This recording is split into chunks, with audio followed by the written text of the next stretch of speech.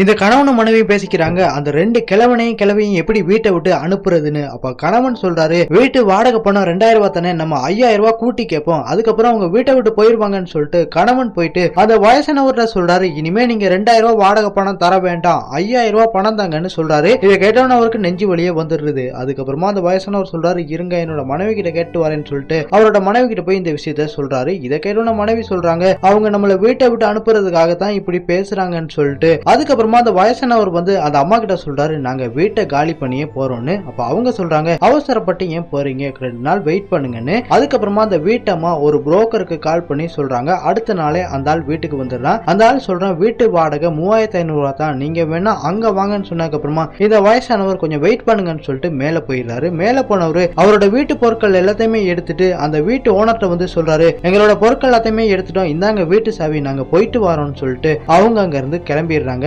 அதுக்கப்புறம் இந்த கணவனும் மனைவி, இனிமே இந்த கல்ட்டு பசங்களோட தொல்லை நமக்கு இல்ல, எதையாவது வச்சிட்டு போயிருப்பாங்க, திரும்ப வருவாங்கன்னு சொல்லிட்டு மேல போய் ரூமை செக் பண்ணி பாக்குறாங்க. செக் பண்ணி பார்த்தா அதுல ஒரு பேப்பர் இருக்கு. அந்த பேப்பர் எடுத்து வாசிக்கிறாங்க. அதுல அந்த வயசானவர் என்ன எழுதிருக்காருன்னா, என்னோட பசங்க எல்லாருமே என்ன வீட்டை விட்டு துரத்தி அனுப்பிட்டாங்க, அந்த நேரம் உங்க வீட்டுக்கு நான் வாடகைக்கு வந்தேன், அப்ப என்னோட பசங்க எனக்கு கிடைச்ச மாதிரி எனக்கு ஒரு மன நிம்மதி, உங்க 2 பேரையுமே என்னோட பசங்க மாதிரி தான் நான் நினைச்சேன், கடைசி காலத்துல நாங்க இறந்து போனதுக்கு அப்புறமா நீங்க தான் இறுதி சடங்கு செய்யணும்னு சொல்லிட்டு எழுதி வச்சிருக்காரு. அதுக்கப்புறம் மத்த எம்பளப் எடுத்து பாக்குறாங்க. பார்த்தா அதுல அவரு இவ்வளவு வருஷமா சேர்த்து வச்சிருந்த 1 லட்சம் ரூபாய் பணம் இருக்கு. இதை பார்த்தோன்னு இவங்க அழ ஆரம்பிக்கிறாங்க. அதுக்கப்புறம் பாத்தீங்கன்னா இவங்க என்ன பண்றாங்கன்னா, அந்த வயசானவர் இருந்த வீட்டுக்கு போறாங்க. வீட்டுக்கு போயிட்டு இவர் சொல்றாரு, அப்பா வாங்க வீட்டுக்கு போகணும். அப்ப அந்த வயசானவர் சொல்றாரு, என்னப்பா என்ன பார்த்து அப்பாங்கிறன்னு. அப்ப அந்த ஓனர் சொல்றாரு, இனிமே நீங்க தான் என்னோட அப்பா, வாடகை பணத்து மேலேயே குறியா இருந்துட்டேன், என்ன மன்னிச்சிருங்க, உங்களை என்னோட அப்பாவா நான் ஏத்துக்கிறேன், வாங்க வீட்டுக்கு போவோம்னு சொல்லிட்டு அவங்க 2 பேரையுமே தூக்கிடுறாங்க.